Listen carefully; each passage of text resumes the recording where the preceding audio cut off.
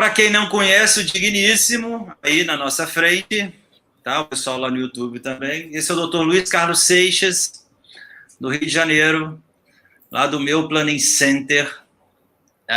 Eu conheço o Luca, acho que eu conheci o Luca em 2016, lá na Dalcídio Jurandir, lá no subsolo da Smart Solution. Isso aí. Numa salinha pequena, tinha meia dúzia de maluco, Diegão falando lá na frente, e a gente não entendendo porcaria nenhuma do que ele estava falando. Porque estava iniciando a cirurgia guiada, uma coisa louca, e a gente apostou isso na galera lá da Smart, hoje, que é o meu Planning Center.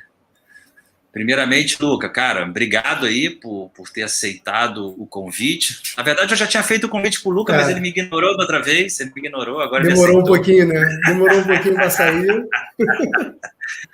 Então, vamos lá, o Dr. Luiz Carlos vai fazer, ele vai fazer um planejamento ao vivo. Como é que chega, né? Você abriu o formulário aí?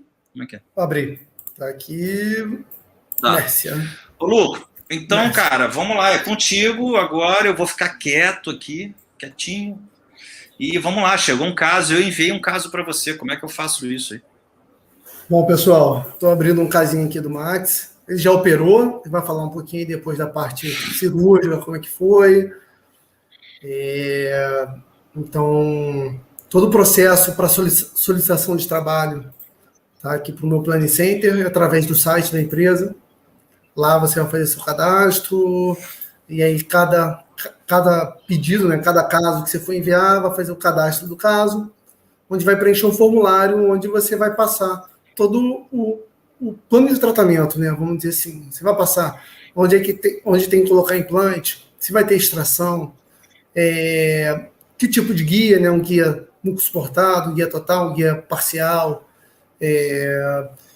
o sistema que vai utilizar, o implante que vai ser utilizado no sistema, tipo de prótese que vai ser a reabilitação desse caso, que isso influencia na saída protética de alguns casos, e um espaço para observações, né, do caso, porque quanto mais informações a gente tiver do caso, mais próximo ali do provável planejamento que você tem em mente, a gente vai conseguir enviar no primeiro vídeo, numa primeira apresentação.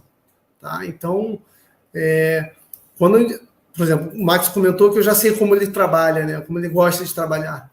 Então, os casos do Max, muitas vezes ele nem precisa colocar muita observação, porque eu já sei ali a forma que ele gosta de trabalhar, o nível ósseo que ele gosta de implante, o tipo de anilha que ele gosta. Então, tudo isso acelera o processo aí para a saída do guia da empresa, para você receber o guia mais rápido.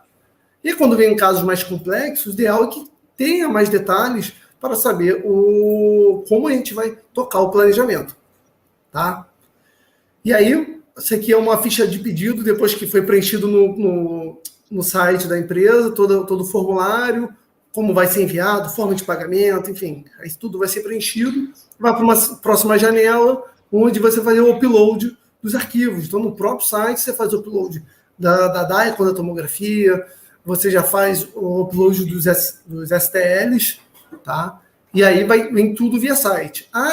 Eu tenho dificuldade em baixar arquivo, DICOM, não entendo muito bem isso. Existe a possibilidade também de preencher o formulário no site, que é obrigatório, mas na hora dos dados da documentação, você bota como outros e envia através de e-mail, encaminha um e-mail que a Clínica Radiológica te encaminhou. Então, a gente faz aí o download a partir desse e-mail que você enviou. Ô, Luca, tem uma coisa interessante, assim, que antes não tinha no primeiro formulário, agora tem, que eu só faço assim, né, cara? Eu nem mando meus STL pelo site, né? Eu mando direto pelo portal da TreeShape, né? Isso só tem da TreeShape ou alguns outros scanners conseguem fazer dessa forma? Só o TreeShape. Só o TreeShape, porque a gente utiliza o software da TreeShape, né? Então, quando eu recebo lá do sistema da TreeShape, do Communicate, ele automaticamente ele já bota no meu software, já está inserido o caso. Então já puxa direto. Já puxa direto. Entendi. Então, só porque é o mesmo sistema, né? Tudo da TreeShape. Então, por isso que outros sistemas não, a gente tem que exportar STL e está nos enviando. Contando que quando é escaneado o software da T-Shape, inclusive esse caso que a gente vai falar, eu, em vez de usar o STL, eu usei o formato da T-Shape, que é o DCM também. Tá? Então, a gente bota no software o escaneamento com cor. É que o DCM chega com cor para você, né? O STL chega com cor para mim, o STL, exatamente. Então, eu consigo fazer um planejamento com cor. E aí, após o envio de toda a documentação, né, preenchimento do formulário, a gente vai receber a ficha de pedido, aqui no caso do Max, o nome do paciente, o tipo de guia, onde é que ele quer implante, sistema a ser utilizado, o tipo de prótese que ele vai reabilitar, se vai extrair ou não, e ele botou algumas observações aqui no planejamento. Tá? Nesse caso, eu queria provisório para captura. Exatamente. Mas depois que a gente conversou sobre isso, né? Acho que você não chegou a botar na observação, não. Não. A gente conversou depois sobre o provisório. Exatamente. E aí, a gente vai abrir o caso. Tá? Aqui no caso, toda vez que eu exporto, né, um caso, por exemplo, esses 3 casos aqui que estão nessa coluna, né, são casos já exportados, eu não consigo editar mais, né, ele fica fixo. Eu simplesmente copio um novo. Então, eu copio o caso do Max, para acelerar um pouquinho o processo. Tá? Mas a gente tem que não é o STL, né, é o DCM. Então, é possível botar cor e tirar. Né? Então, a gente tem aqui o modelozinho coloridinho, porque ele enviou para a gente pelo Communicate, escaneado no Trios da T-Shape. A partir daí, a gente vai jogar todas as informações no software. Então, aqui no caso, a gente jogou modelo superior, antagonista e tomografia do caso. Tá? E aí, o próprio software, a gente tem que seguir toda uma sequência, né, de planejamento. Né? Essa barra aqui superior, ele vai me dar toda a sequência de planejamento. Então, ele vai me dando etapa por etapa. Vou apertando o próximo, que aquele software no passado que a gente sofreu tanto, não era tão assim. Não era tão intuitivo. Deixa eu te cortar aí. Assim. Eu sei que eu peguei isso também com vocês, né? Assim, antigamente você fazia o alinhamento manual, né? O match, né? Na verdade, acho que esse termo, assim, a gente tem que... O alinhamento, ele pode ser automático de 2 maneiras ou manual. Entendi. Ele pode ser automático pela inteligência artificial do software. Tá? Então, ele é 100% automático. Ou ele pode ser automático através de pontos de referência. Eu boto pontos e aí ele vai encontrar esses pontos e vai automaticamente, através dessa referência, alinhar. Quando a gente, aqui dentro do centro de planejamento, quando a gente fala de alinhamento manual, eu posso até mostrar que ele tem essa possibilidade, simplesmente eu tenho a tomografia, eu tenho o STL e eu vou movimentando, tentando encaixar as coisas manualmente. Tá? Entendi. Essa é a forma menos precisa de se trabalhar. Então, a gente considera que o manual a gente não trabalha. Tá? A gente trabalha sempre com automático, ou 100% automático, ou automático através de pontos. Eu acho que essa é uma dúvida que às vezes fica, que você marcou pontos, mas automaticamente a inteligência artificial do software, ele encaixou aqueles pontos, encontrou eles e relacionou ali a Daikon com a STL. Galera, você está vendo que o cara é um excelente profissional e é um nerd, né? Pelo amor de Deus. Metade da coisa que ele falou ali eu não entendi. É um nerd, tem que entender muito de software mesmo. O cara é o dentista fora do mocho, entendeu? Cara, é surreal isso que ele falou agora aí.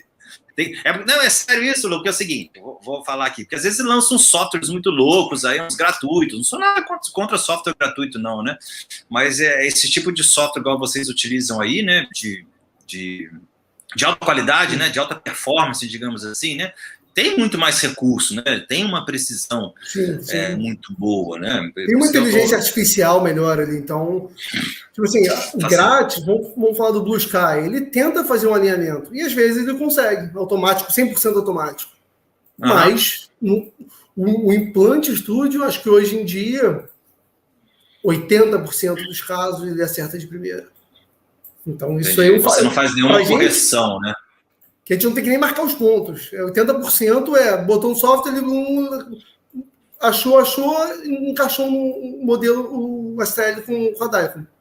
Tá? Entendi. Então, isso, para a gente que trabalha com volume, é um facilitador, né? A gente vai perder lá, tá bom, 30 segundos aqui, 40 segundos, 1 minuto, 10 minutos, porque hoje eu peguei um caso aqui que fiquei 10 minutos tentando alinhar e não consegui. Que o exame, enfim, a qualidade não estava tão boa, mas a gente fica tentando até a exaustão alinhar para poder tentar avançar com o caso. Mas, por exemplo, agora eu não consegui avançar com o caso. Mas... entender que acontece com todo mundo. Aconteceu até comigo há um tempo atrás, um caso, sim, e a sim. gente estava difícil o alinhamento, e às vezes dá um bug, alguma coisa assim, e tem que fazer na mão aí que entra o conhecimento mesmo, a expertise da pessoa que está fazendo aí. Vamos lá, vamos ver o caso, tô curioso. E aqui no software, então, ele me dá a opção de eu também remover o dente, né? Que no caso, eu fiz a remoção, né, lá do restinho radicular. Você pode ver que tinha ali para a gente poder fazer o alvéolo. A partir daqui, eu também posso fazer um alvéolo, aprofundar esse alvéolo pós-extração.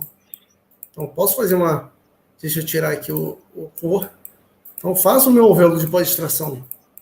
Então, é bem interessante isso. Então, removi o resto radicular, vou para a próxima etapa, que é o enceramento. Aqui, no caso, eu usei o enceramento copiando o dente vizinho. Deixa eu ver que tem... Você espelhou, né? Eu fiz o espelhamento, os defeitos de um dente, eu fiz no lado oposto. Né? Isso para a gente poder ter um enceramento mais estético, né? Vamos pensar a distância mesodistal mais próxima do dente aqui contralateral. Tá? Então, o software me permite tudo isso. Ele tem uma biblioteca já de dentes, tá? Que eu posso utilizar também em casos que eu não vou copiar, mas muitas das vezes, se eu tenho um dente que eu posso copiar e ficar bem mais próximo do melhor ali para o espaço, eu utilizo essa função de copiar. E aí, mesmo assim, copiando, eu posso trabalhar todo esse dente, trabalhar o volume dele, eu posso dar Ctrl Z sempre que eu mexer. Eu posso... Você que tá fazendo isso agora, esse tipo de enceramento, que antigamente lá na Smart era um cadista, né? Na verdade, por causa do volume, a gente...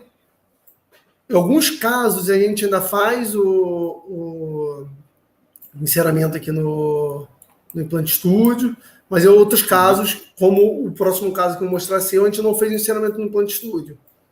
Que às vezes nos prende muito aqui nesse computador, então a gente faz o enceramento em outro computador, bota na nossa rede, no nosso sistema, e com isso acelera um pouquinho o processo. Entendi. Entendeu? Até o Pedro faz uma parte, às vezes, dos enceramentos. Ele tá brincando um pouquinho já no CAD. Agora eu tô vendo agora, fazendo cursinho de maquiagem provisória, sim, todo fresco, parado. Falei, tá quando meu maquiador desse... maquiadora. Maquiadora. Galera, liga não, cara, porque a intimidade que a galera tem é isso mesmo, o pessoal se conhece há muito tempo. Vamos lá. E aí, enfim, aqui o software me permite, né, trabalhar com a edição aqui do dente, né? Enfim, então eu vou fazer o enceramento aí da forma que for. Muitas vezes você tem que ajustar cúspide, né, dente posterior. Eu consigo ver a oclusão também. Se eu pegar esse dente, vamos só aumentar um pouquinho o volume dele. Ele vai me dar pontos de toque no antagonista. Tá vendo? Então, tudo isso a gente leva em conta no momento que está encerando. Aqui o Guilherme está mandando um abraço para a gente. Abraço, Guilherme. Tá aí, tá no YouTube ou tá no Instagram? YouTube, pô, para ver essa aula no YouTube. Isso aí. Bota na TV gigante lá e assiste. Tá, então, a gente tocou aí com enceramento. Muitas das vezes a gente faz um enceramento para referência protética, né? Então, muitas vezes a gente pode até não ser o enceramento mais refinado de todos, que aquele enceramento não vai gerar um dente, muitas das vezes. Tá? Então, ele vai ter que... uma referência do posicionamento do Exatamente, eu tenho que ter ali o espaço tridimensional correto, mas às vezes uma anatomia, às vezes a gente corta um pouco a anatomia, pode ficar um pontinho mais alto, mas aquilo não importa, porque eu não vou produzir um dente, né? tá? Mas o espaço mesodistal e vestíbulo lingual palatino, né, ela tem que ser mais próximo do correto para a gente poder ter a melhor saída protética ali do implante. E a gente segue o caso. Esse caso foi interessante, porque já operei, né? E que normalmente, você me conhece, assim, eu tenho uma preferência muito grande por prótese parafusada, né? E esse caso, minha coisa, faz prótese cimentada para mim, porque não tem como. Foi diferente. Ainda bem que eu li a observação. Tem que ter observação. Ainda bem que eu li a observação, senão eu sei que você é da parafusada. Eu ia parafusada, eu falei, eu vou mandar, porque eu sei que senão eles vão falar... Eu ia ter que corrigir o planejamento, ia dar mais trabalho para vocês, eu ia ter que corrigir o planejamento. Por isso que é importante a galera entender um pouco dessa parte também, né? Não precisa fazer o planejamento, mas entender todo esse processo para facilitar a vida do centro de planejamento. Exatamente. E aqui, enfim, a gente delimita o tamanho, a extensão da DICOM, né? A gente não precisa ver aqui toda essa região, né? A gente limita um pouco para ficar mais leve para o software. Aqui a gente gera a curva panorâmica, né? A curvatura aqui da arcada para a gente ter essa imagem panorâmica, que vai dar uma visão geral do caso. Estou avançando aqui para as áreas importantes. E aqui é o alinhamento. Esse caso foi um casinho bem complicado para alinhamento. Lembro disso. Pô, que isso, pô. Só manda moleza para vocês, pô. Tu já foi melhor nisso. Só manda moleza. Antigamente era só moleza, agora tá mandando. Eu mandei dois aí. Eu mandei dois aí do caso aí da prótese, captura do protocolo. Mandei dois. Um o Diego aí já planejou, mas está aqui em off, e tem um segundo aí. Eu falei, agora eu vou começar a mandar casos complicados. Foi muito mole. E aqui a gente consegue ver que, por exemplo, se eu botar para o sistema automático, o software, devido à quantidade de artefatos, ficou totalmente bugado. Ele não conseguiu, a inteligência artificial do software, alinhar 100% automático. Então, tem que vir na imagem tomográfica, tá? Achar pontos de referência. Tem muito artefato nesse caso. Então, a gente vai tentando achar pontas de cúspide, a gente vai tentando achar bordas incisais, tá? Para achar um alinhamento. E marca os pontos na DICOM, marca os pontos aqui no STL e vai visualizar o alinhamento. Aparentemente está interessante. Alguns pontos ele dá uma imagem diferente porque tem artefato nessa região. Então, esse caso. Na verdade, esse caso é tudo metalocerâmica, né? Tudo, exatamente. Então, não fica tão visível. Mas a gente vem agora para esse quadro e faz a confirmação. Então, aqui é muito importante a gente ver o contorno do STL, né? Nos dentes, nas bordas incisais, aqui tem artefato, então a gente não considera. E também na área de mucosa, a gente vê aqui que tem uma espessura de mucosa. E a gente corre pela tomografia para poder avaliar todo esse alinhamento, ver se está tudo dentro do padrão. Beleza? Beleza. Quer ver aqui, ó? Ó, Marcos, isso aqui é alinhamento manual. Entendi. Aqui eu consigo, eu venho aqui, boto um eixo de giro e vou alinhando manualmente. Eu mudo o tipo de imagem, entendeu? Para poder tudo gerar eixos e mexer totalmente manual. Entendi. Entendeu? Esse tipo de alinhamento a gente não gosta, né, e considera ele impreciso. Então a gente não utiliza para planejamento. Beleza. Tá? E aí seguimos com o planejamento. Pessoal, tá prestando atenção aí, não precisa nem falar que tá incrível isso, né? A gente só pega o vídeo reduzido. Ninguém vê esse trabalho que a galera faz. Não vê. Esse casinho aí que dá os que dão muito trabalho, né? Ninguém imagina o quanto dá trabalho. Tem casos que são muito redondos, que vem aqui fica muito fácil. Mas esse é um que a gente perde tempo ali no alinhamento. E aqui é o planejamento. Tá? Então a gente tem o STL, né? No caso não é o STL, né? O modelo virtual com cor, tá? O enceramento, aqui do caso, e a gente vai colocar o implante na posição. O implante já está instalado, né? Porque é um caso copiado que o Max já fez, já aprovou. Tá? Então, o que eu vou planejar no software? Tá? Eu tenho que levar em consideração a plataforma do meu implante. O que tem de plataforma para baixo, tá? Isso vai depender do sistema que a gente vai escolher, mas se eu alterar entre os sistemas, o nível do implante sempre vai ficar nesse nível. Então, esse é um implante Unitight da Sim. Se eu vir aqui na biblioteca do sistema e jogar um Neodent, vamos lá, um Helix. Se eu alterar aqui... vai mudar o formato ali, vai continuar na mesma posição. Exatamente, o nível do implante continua exatamente o mesmo.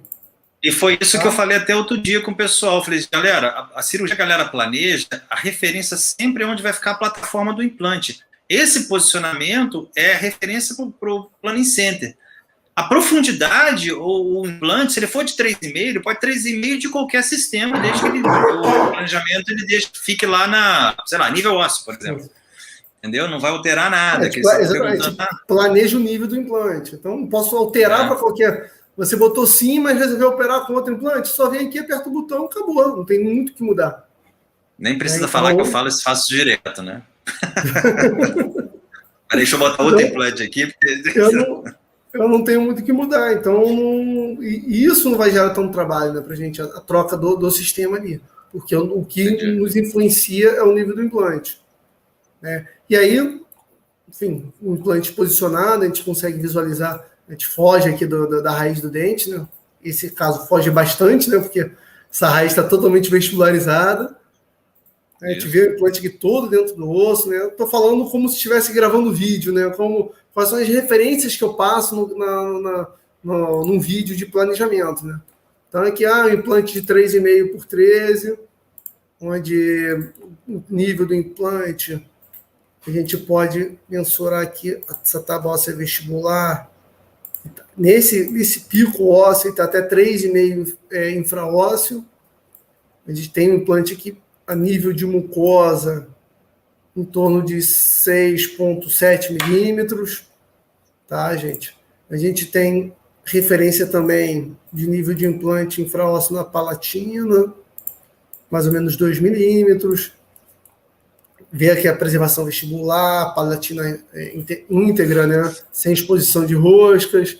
E aqui a gente vê a relação do ápice com a fossa nasal, né? Uma distância aí bem grande para a fossa nasal.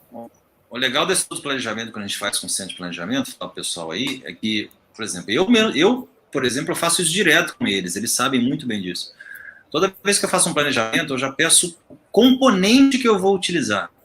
Né, que componente eu vou utilizar naquele caso, né, de captura, enfim, isso facilita muito a nossa vida, bem sincero isso, esse caso, ainda mais esse caso, uma prótese cimentada, né, utilizando munhão universal, então não tem aquela de ficar selecionando munhão para esse caso, né, então foi muito engraçado, Luca, que aí eu já operei esse caso, que ainda falei assim com minha secretária, ela falou assim, pega o comunhão, eu falei, não, o que ele falou, comunhão, o que ele falou. Tá. Eu falei, então tá bom, cara. O pior que mais engraçado é que eu peguei 2. Eu falei assim, vamos ver. Eu peguei 2. Aí eu testei o que você não me falou. Eu falei assim, eu vou testar um aqui que ele não me falou. E não ficou bom. Errado. Não, peguei até um maior. Se a cirurgia corre tudo bem, sem nenhuma intercorrência, a tendência é você usar aquele munhão de selecionado, né? Aquela referência que eu passei e acabar utilizando. Mas essa questão vertical, né, pode ter alguma alteração. Travou muito antes o implante e esse acabou não descendo todo o implante. Então, ali você pode ter que alterar, sim, essa seleção do treino mucoso, né? Vamos dizer assim. Normalmente é uma coisa pequena, né? Talvez não vai influenciar. É claro, porque a gente a gente não vai fazer uma mudança muito grande na posição da plataforma do implante. Você está querendo trabalhar o implante a 2 milímetros infraósseo. Pô, você travou ele a nível ósseo, cara, é errado. Entendeu? Refaz a cirurgia. Tem que frisar mais, tem que passar a brota. Exatamente. Tá? Mas foi muito engraçado isso, que eu botei um munhão que você não tinha falado, botei e falei, cara, ficou uma porcaria. Aí eu falei, me dá o que ele falou aí. Aí eu coloquei e falei assim, agora ficou bom. Falei, agora ficou bom, na posição. Cara, e sabe por que eu falo isso?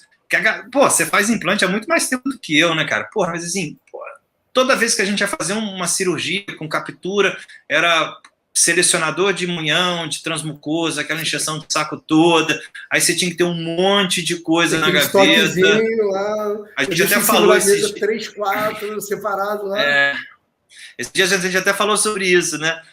Pô, tinha que deixar um monte de coisa. Não, compra esse, que vai que na cirurgia vai dar M, né? Vai dar merda.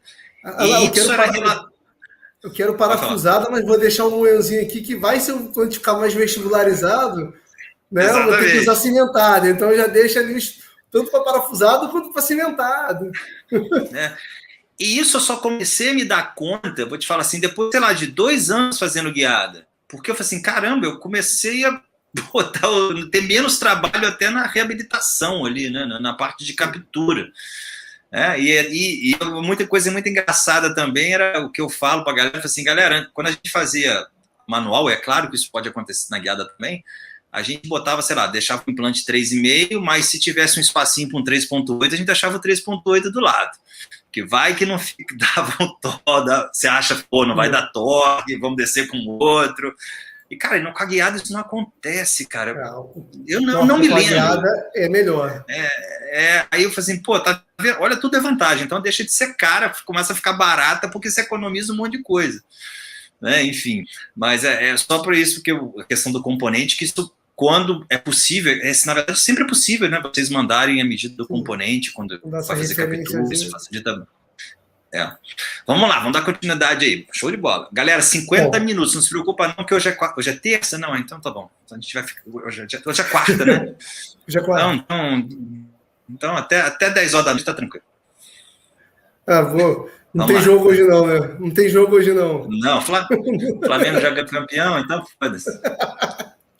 Se você não torce, né? Você vê o Luca vê Liga Americana, galera. Ele não assistiu. Ele vê NFL. Ele vê NFL, ele vê jogo. Ele só vê agora a Liga Americana e torce para os Patriots, né? Para o Red Sox, aquela porra toda. Sei lá como é que é, não entendo nada. Vamos lá. Vamos lá, então. E aí, mudei o quadro, né? A gente estava vendo um implante meio que num corte sagital, né? E aí eu mudei para essa vista para justamente ver a relação do implante com os dentes vizinhos, né? Tudo método cerâmico, é ruim de visualizar, parece que tem pino metálico, né? Artefato aqui.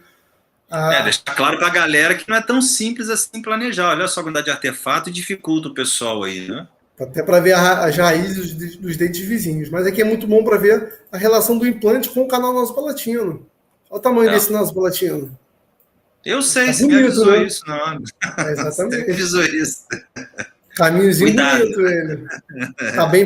Tá bem rente, né, aqui na cortical, né, mas tudo isso para poder também não ficar muito mesializado, não ficar tão próximo aqui do 12. Né? Então, a gente vai mostrar a visão geral do implante com relação a todas as estruturas importantes ali para o planejamento. Casos inferiores, né, canal mandibular, saída de mentoniano, focar sempre na marcação dessas estruturas, para justamente não haver ali. Saber o quanto a gente está trabalhando de margem de segurança. Tem gente que quer trabalhar ali no caso limite com 1 milímetro. Ok, você sabe que é 1 milímetro real que você está trabalhando. Né? E aí, após a instalação, né, do implante aqui virtual, a gente vai ver a saída protética do implante. Então, a gente consegue ver aqui. O Max pediu um implante para prótese cimentada. Dava até para fazer parafusado aqui, Max. Se eu jogar esse ápice do implante para vestibular... eu queria dar uma variada. O ossinho estava bem bom aqui. Queria dar uma variada. O implantezinho saindo na borda incisal. Por isso que lá na ficha de pedido, para casos anteriores, né, a marcação do tipo de prótese é importante, porque vai influenciar na saída protética. Se eu botar... O Max ia trabalhar com um munhão universal, uma prótese cimentada, e eu botar a saída do munhão aqui no símbolo, vai ficar um puta volume, ali um puta símbolo na prótese, né? E um volume ali que o paciente pode reclamar. Eu fiz um curso da IVEX. Mas foi por isso que eu decidi, nesse caso, fazer a cimentada para seguir o alinhamento do 11, o dente é 21. fino, né? O dente é fino, né? Exatamente. Foi por conta disso, porque você sabe que eu gosto de parafusado, mas eu pensei justamente isso, cara, se eu meter uma parafusada aqui, eu vou ter um baita símbolo ali, o paciente vai me encher o saco, entendeu? Que ele já está acostumado. Aquele bisel, né? Exatamente. Ali bem... Exatamente, Então, e aí, a partir daí, a gente segue, né? Posicionou, gravei o vídeo para o Max, ele aprovou, a gente segue para o desenho do guia. E aí, o desenho do guia, quem vai influenciar na extensão do guia é a quantidade de implantes, né? E também a retenção, né? Se eu tirar aqui o desenho do guia, tá vendo essas áreas escuras? São áreas de alívio, porque o eixo de inserção desse guia está mais ou menos aqui nessa seta aqui, mais ou menos aqui. Né? Então, isso na impressão já vem um alívio na impressão, isso aí, né? Exatamente, o software já faz o alívio, já faz a sombra, então aqui ele não está tocando em dente.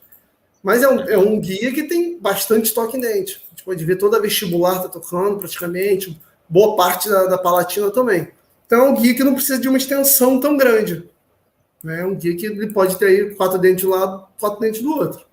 Quando é um guia que a gente percebe muita área de sombra em uma região, às vezes acontece, a vestibular ficar com muita sombra, então a gente tem que, às vezes, estender um pouco mais o guia para ali abraçar mais o oclusal, incisal e palatina.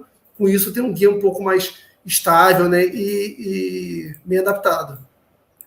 Entendi. Beleza? E aí a gente vem... Desenhamos o guia, delimitei aqui a extensão do guia, venho trabalhando aqui as janelas de inspeção, barra de reforço, né, tudo isso para... Cara, essa barra de reforço, ela faz toda a diferença no apoio digital aí para estabilizar o guia eu comecei a usar isso por causa da prática, sabia? A gente não fazia isso.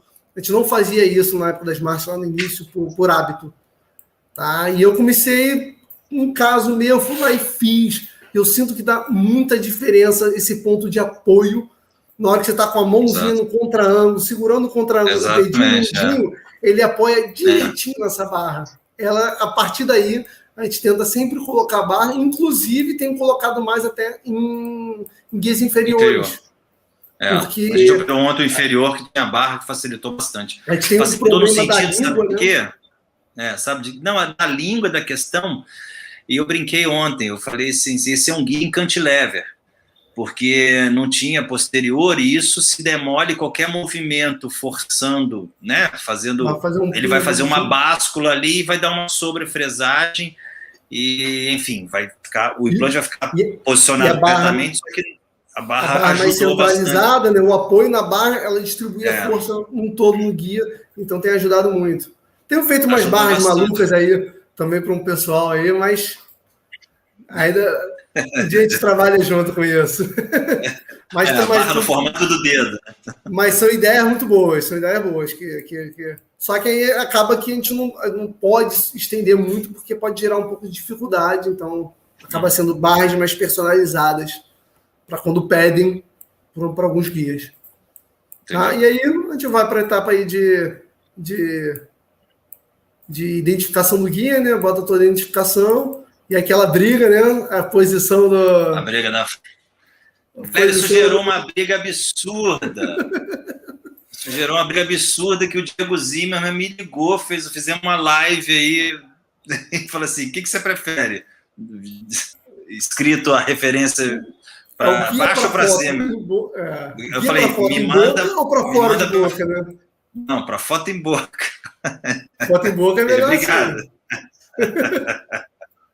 Foi muito engraçado. E hoje os casos vêm assim. É bem legal isso, né? Bem bacana. Né? E aí? O pessoal tá elogiando aí sua barra de reforço.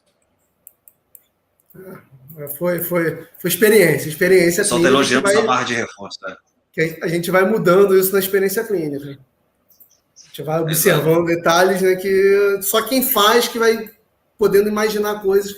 E, na verdade, eu faço, né, no planejamento, no software, sei as possibilidades e faço na prática. Então, isso um complementa o outro aí para poder ir sempre melhorando aí enfim, aspecto de desenho de guia, em janela de inspeção, sempre tendendo a abrir o máximo aqui para a gente poder ter um pouco de jogo do guia de broca, né? A gente poder jogar um pouco para mesial, para distal, né? Para facilitar o acesso. Se a gente não faz uma barra essa janela de inspeção, né? A gente às vezes fica limitado ao guia de broca, né? Muito reto, e você perde um pouco. Então, você falou uma coisa interessante, que logo nos primeiros guias, bem lá atrás, alguns guias vinham assim, que muitas não tinham uma janela de inspeção próximo à anilha, que tem que ser obrigatório, na minha opinião, né, a janela de inspeção, justamente para a gente ter flexibilidade na manipulação do passador de fresa. Foi o que você falou agora, só tinha um jeito de encaixar o passador de fresa, e às vezes isso atrapalhava a gente. Olha como é que o software gera o desenho. Olha isso aqui, tirei a janela daqui. Cara, não dá para acessar direito aqui. Não dá. Não, passador de fresa nem passa aí. Então a gente vem e abre a janelona aqui. Entendi. Entendeu? Então isso também, cada vez mais a gente abre mais, aí, pô, às vezes não tem janela de inspeção, a gente tem que dar um jeito de botar, de facilitar o acesso. Não tem jeito. Sim. Tem que facilitar o acesso, porque a gente sabe para botar um primeiro molar inferior, um segundo molar, a dificuldade que é. Não é tão fácil, né? A gente sabe que não é tão fácil a mão livre, quanto mais. Então faça a mão livre, dependendo. Ainda mais com um guia que tem mais coisa na boca, né? Boca não abre tanto, o guia faz volume, guia de broca, tudo isso gera um volume exagerado ali para a região. É mais ferramenta para te dar precisão, mas realmente dá mais dá um trabalhinho arrumado aí, se a gente não tiver um conhecimento disso aqui. Exatamente. E aí aqui é um casinho finalizado. Aí eu vou exportar o guia e mandar para produção. E a gente opera. Exatamente.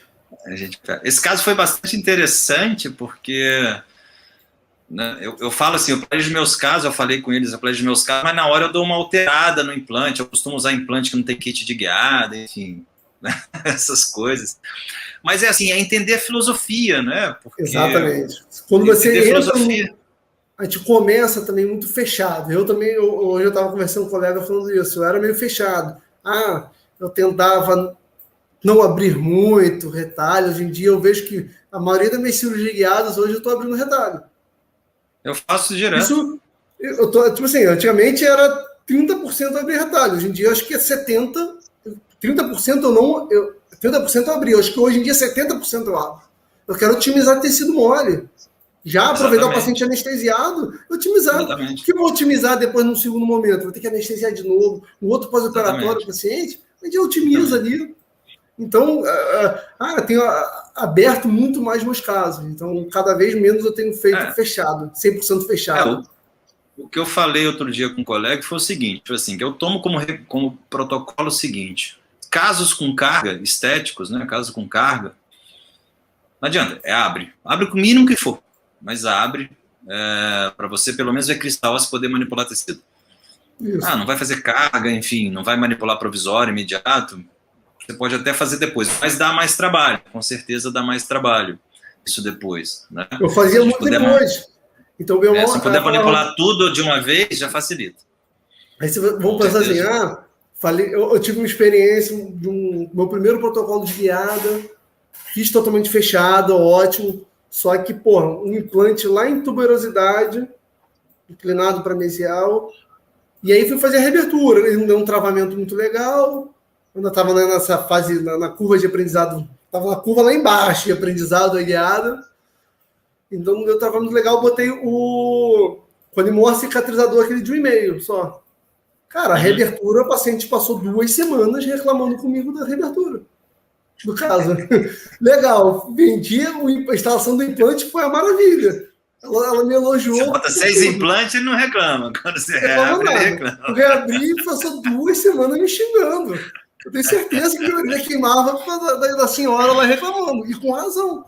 Porque a puta mucosa, uma mucosa bem espessa, tive que fazer uma reabertura muito mais cruenta do que a cirurgia do implante.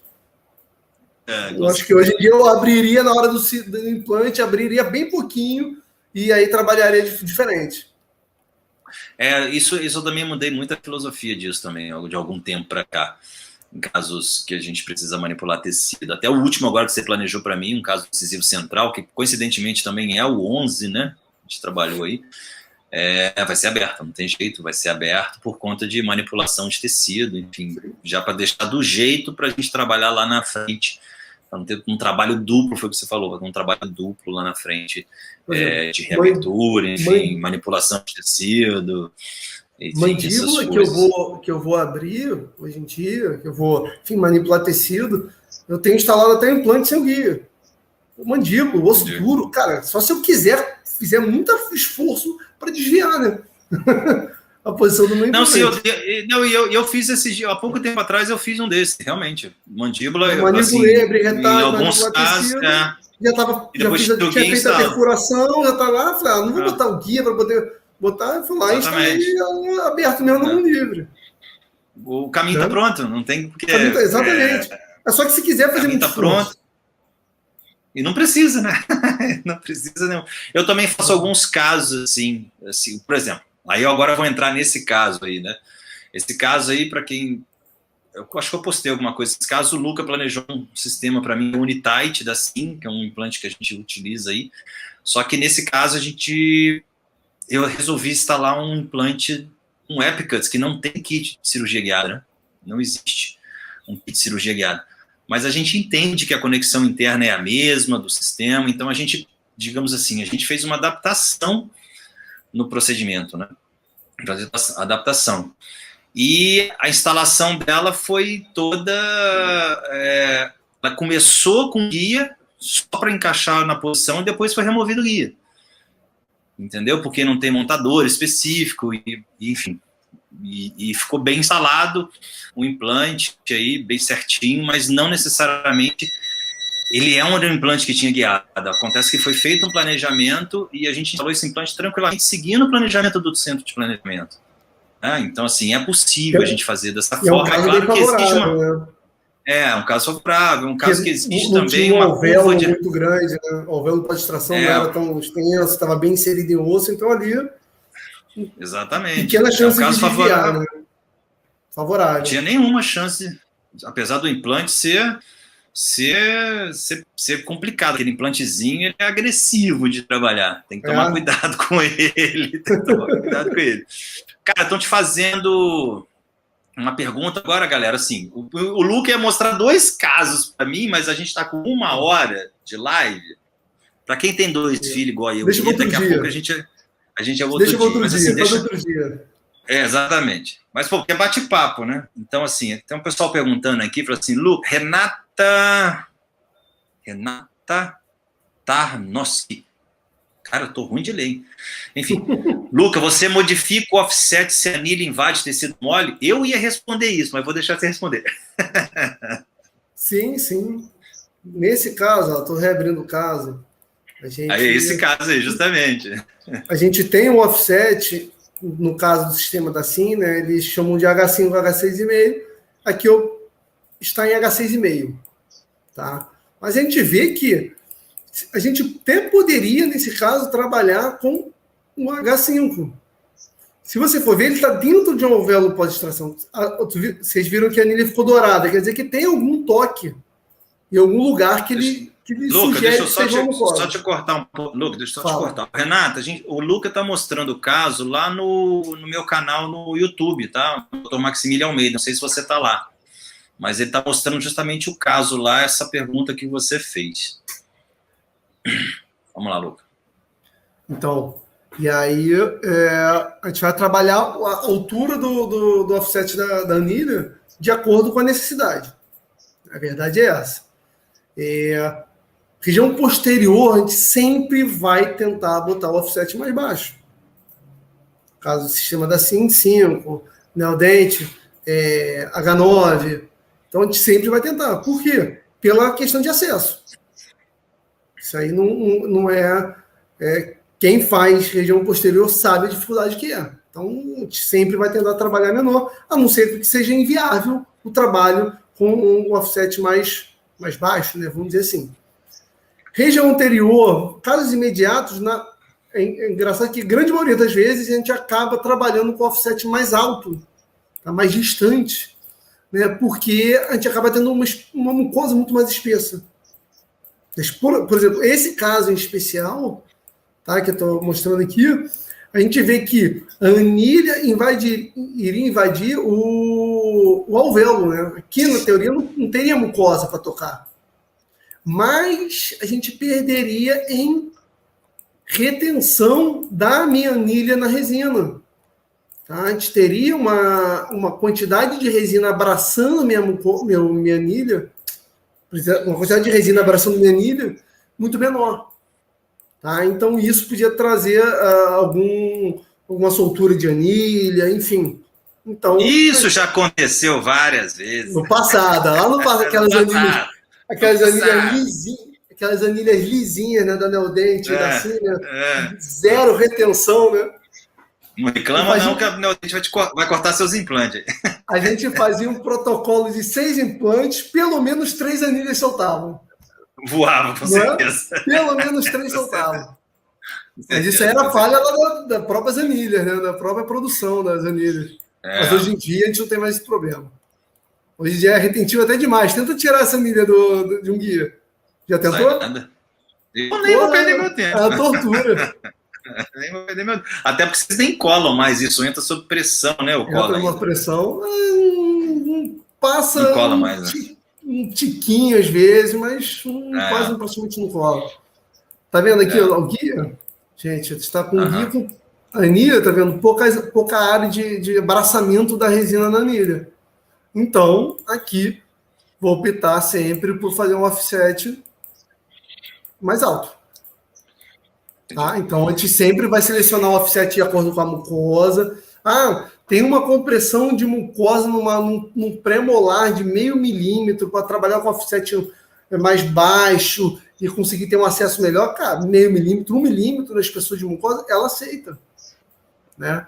Mas se a gente tem uma invasão de mucosa mais considerável, a gente vai lá e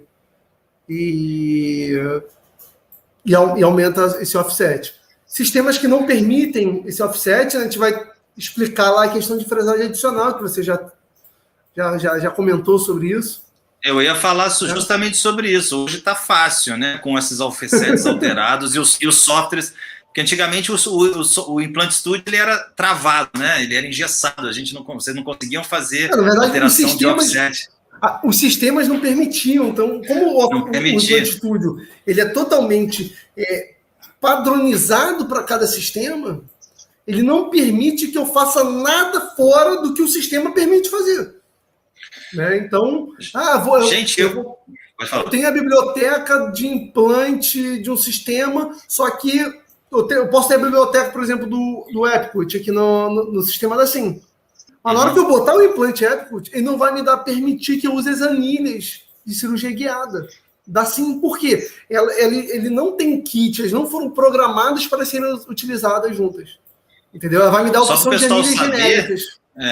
Só para o pessoal saber aí, só para você ter ideia o quanto que a gente já passou junto aí nessa galera, e não só eu, uma galera que faz guiada aí desde, sei lá de quando. Quando eles faziam planejamento para a gente, quando tinha alteração de offset, principalmente em dente anterior, quando ele falava assim, não, e os sistemas também, os kits eram engessados, eram limitados. Ele falava assim, você vai ter que fazer uma fresagem adicional de todos, começar a instalar o implante, depois tirar o guia, terminar de instalar o implante. Cara, era loucura. Mas a gente fazia muito assim, né? E hoje tá assim, tem alteração de offset. Mas tem sistemas que ainda não tem, né? Alteração de offset. Ainda não tem? Tem. Tem sistemas que não tem. Então, por exemplo... Fala qualquer para não usar. Na época que não tinha, eu tinha dentro do meu kit de guiada, eu tinha uma chave de instalação convencional, porque quando eu precisava alterar o offset, eu instalava o implante, tirava o guia, usava a chave de instalação convencional, porque tem as marcaçõezinhas lá que eu conseguia... E não tem stop físico, né? Não, eu conseguia... mas eu via o quanto estava descendo, né? Não podia usar o guia, mas eu conseguia ver se eu estava descendo 1, 2, 3 milímetros a mais. Então, eu complementava os meus kits de guiada mais antigos, são cheios de peças avulsas, porque eu sempre ia botando alguma coisa. Não é só o poderia seu, facilitar. Não é só o seu, não. De vez em quando eu uso umas chaves loucas lá, dessa forma. Cara, estão te perguntando aqui o Emílio. Cara, o Emílio é da Osteohead, tá? É um implantodonista aí também. Opa, Emílio, tudo bom? Da Osteohead. Ele perguntou o seguinte: no software Implant Studio é possível alterar o tubo de guia a fim de ter uma retenção melhor da anilha ou usa somente o tubo de guia da biblioteca? Não sei o que é isso. Seria o software do Implant Studio, ele é bem fechado, como eu já disse, né? Ele não permite que, por exemplo, se eu vou botar aqui um implante Try-On da Sim, é o implante que eles vendem, que tem a biblioteca para a gente planejar, porém não um implante para cirurgia guiada. Se eu botar o implante, ele não vai me permitir a utilização da anilha da Sim, porque é uma anilha fechada para o sistema da Sim. Existe uma biblioteca de anilhas genéricas que a gente não tem acesso, não são nacionais. Tá? Mas por fora do mundo existem anilhas genéricas. Aí eu consigo até programar essas anilhas genéricas, porém eu não tenho acesso a elas físicas, né? Então eu não consigo botar um implante um Try-On da Sim com um kit de guiada da Sim, porque ele não permite que eu coloque a anilha da Sim. Entendeu? Porque o sistema da Sim bloqueia para eles, vamos dizer assim, a utilização desse implante para guiada, né? Entendi. Emílio, Eu acho que foi aí, não sei se é exatamente isso. Então, eu não consigo alterar. Eu acho que, pelo que eu entendi, é isso. A questão ele está falando se eu ter uma retenção melhor da anilha. Até que você falou anteriormente aí que, dependendo do posicionamento da anilha, você não vai ter ela tão envolta em resina. Sim. Então, ele está pedindo para alterar o tubo, talvez alterar o... Deixa eu ver se eu entendi. Alterar o offset do desenho do guia, entendeu? O offset interno do desenho do guia. Sim, eu posso alterar tudo. Se eu vier aqui, ó. Offset da anilha, não offset do implante, offset da anilha, né? Eu consigo alterar espessura do guia, eu consigo alterar espaçamento da área interna do guia ao dente. Eu consigo modificar a parte retentiva e eu consigo modificar o espaçamento entre a anilha e o guia, tá? Mas todas essas medidas, tá? Esses espaçamentos, principalmente, é tudo testado, né? Então a gente imprime, a gente tem aqui, ele me dá a opção das impressoras a serem impressas, tá? Então a gente trabalha muito com a Murray, então a gente usa todo o padrão que vem da T-Shape, já tem esses padrões da T-Shape, tá? E a gente fez todos os testes, foram concluídos, que é aprovado, bem adaptado, então a gente usa o padrão, exatamente esse padrão aqui, contanto que esse padrão de espaçamento entre a anilha e o guia, tá? Normalmente ele vem como 0,2. A gente alterou para 0,19, que a guia encaixa de uma forma fica um pouco mais retentivo. Tá? Eu consigo aumentar a espessura da resina em volta do meu guia, é só aumentar esse arco aqui. Não sei se seria isso, então faço Não, ele está falando aqui do Blue Sky, tem a possibilidade de alterar o diâmetro de onde a anilha vai encaixar. Foi aquilo que eu falei anteriormente. É o offset interno do guia, né? Do orifício onde vai encaixar a anilha, né? Mas justamente para a anilha encaixar mais justa, digamos assim. Assim, se for isso, é tudo aqui. Mas tudo isso foi testado, porque tudo isso vai influenciar. Se eu imprimir na impressora, sei lá, numa N-Cubic, uma foto os padrões são outros. São completamente outros. Entendi. Entendeu? Vai dar diferença. Se eu imprimir numa Flash Forge, vai ser diferente. Então, ele tem uma lista já de impressoras. Vamos lá, vamos botar... O próprio software já vem com... Vamos botar uma aqui, Stratasys. Olha como ele muda o padrão. Aí você pegou pesado. Olha o espaçamento entre os dentes. Por quê? Tem uma diferença da impressora em si. Né? Então, impressora da Strauma. Então, tudo isso ele já tem um catálogo de impressoras com os seus offsets todos programados. né? E aí a gente ajusta, vê se esse offset bate com a impressão real e faz pequenos ajustes. Uma Formlabs, enfim, tem um... Entendi. Não, Entendeu? entendi. Ele falou isso aqui agora justamente. Ele falou assim, coloca um diâmetro, por exemplo, eu vou dar um exemplo aqui, diâmetro externo da anilha de 4, por exemplo, né? Ele coloca no software o diâmetro interno de 4.1 ou 4.15, etc, entendeu? Coloca ligeiramente maior para dar retenção. Para dar retenção. Né, encaixe, mas dar... ela já tem uma retenção, né? Ela entra com certa pressão digital suficiente para poder encaixar. Não, é isso mesmo.